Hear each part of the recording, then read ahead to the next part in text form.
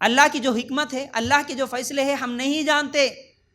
جیسا کہ اگر ہم لوگ سورہ بقرہ آیت نمبر 216 نکال کر دیکھیں گے، کتب علیکم القتال وہو کرہ لکم وعسیٰ ان تکرہوا شیئا وہو خیر لکم وعسیٰ ان تحبوا شیئا وہو شر لکم واللہ یعلم وانتم لا تعلمون. ممکن ہے، دیکھو یہاں پر اللہ تعالیٰ کیا بول رہا، ممکن ہے کہ تم کسی چیز کو بری جانو اور دراصل وہی تمہارے لیے بھلی ہو، اور یہ بھی ممکن ہے کہ تم کسی چیز کو اچھی سمجھو حالانکہ وہ تمہارے لیے بری ہو. حقیقی علم اللہ ہی کو ہے، تم محض بے خبر ہو. کتنی بہترین بات سمجھا رہا اللہ تعالیٰ.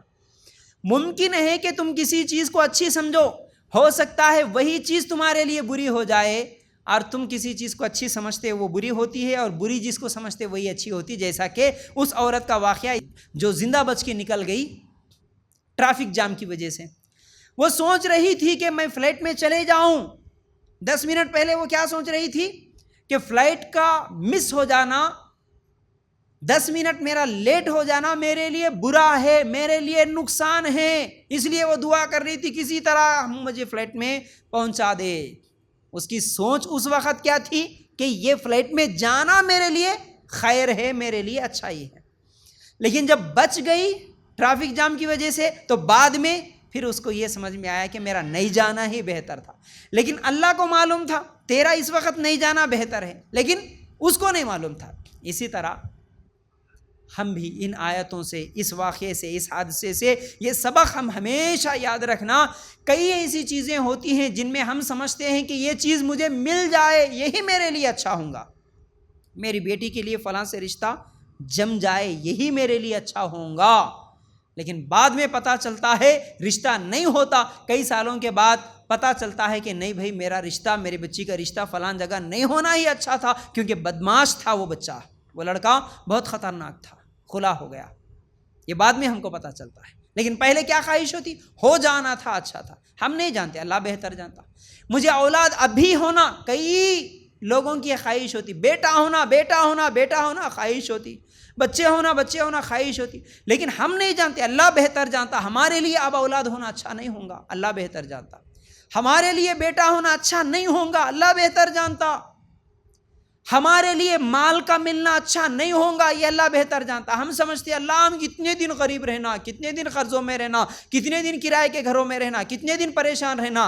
ہو سکتا ہے کل کے دن تم مالدار بن جاؤ، اس مال کے فخر میں، تکبر میں، گناہ میں آ کے تم حرام کام کر لو. ہو سکتا ہے ایسا، اس لیے اللہ تعالیٰ مال نہیں دے کے تم کو غریب رکھا ہوگا. تو اس لیے غور کرو.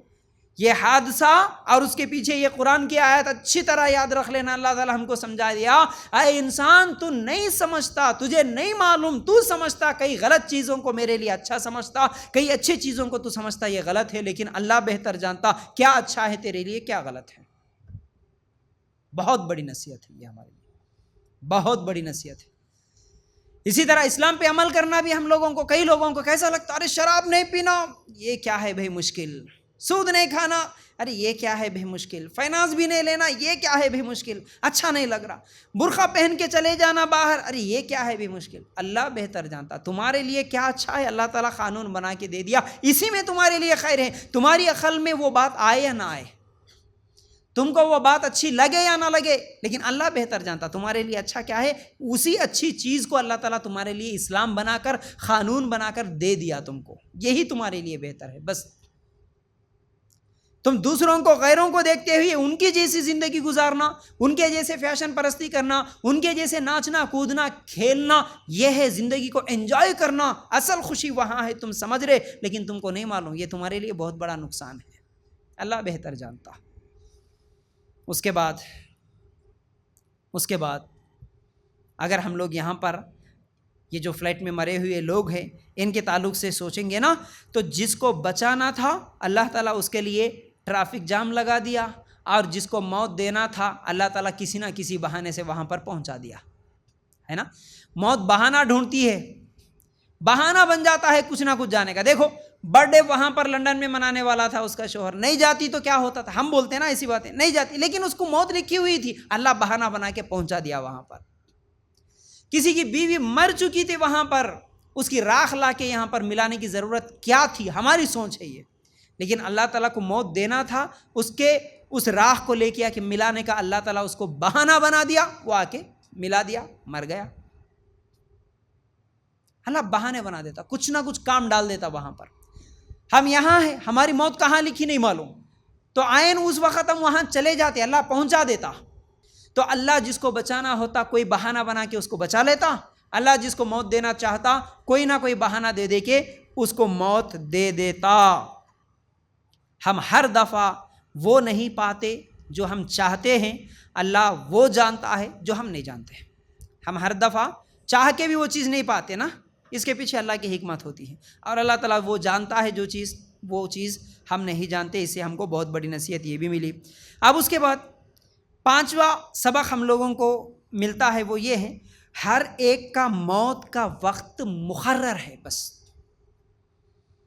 یہ بھی ایک بہت بڑی نصیحت ہے، ہر ایک کے موت کا وقت اللہ تعالیٰ مقرر کر کے رکھا، وہ وقت پہ ہی موت آتی۔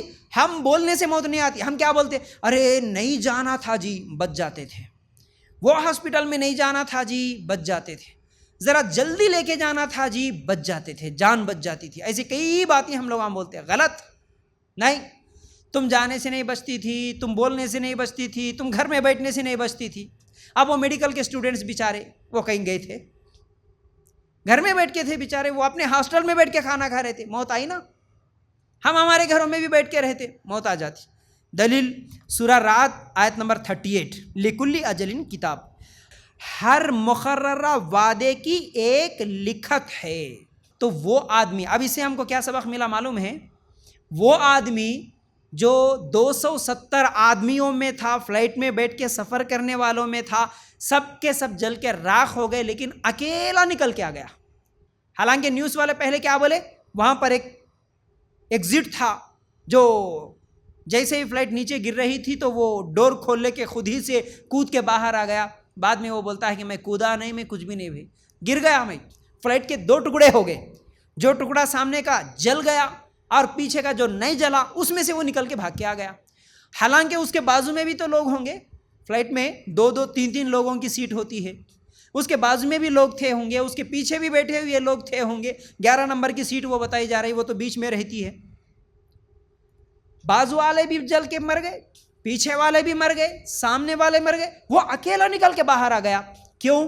کیونکہ اللہ تعالیٰ سورہ رعد آیت نمبر 38 میں کہتا ہے ہر ایک کا مقررہ وقت طے ہے، اس کا وقت ابھی نہیں ہوا مرنے کا، اس لیے وہ زندہ ہو کے نکل کے آ گیا۔ اس کا موت کا وقت نہیں ہوا تھا اس لیے وہ زندہ نکلا، باقی لوگوں کا موت کا وقت ہو چکا تھا اس لیے وہ مر گئے۔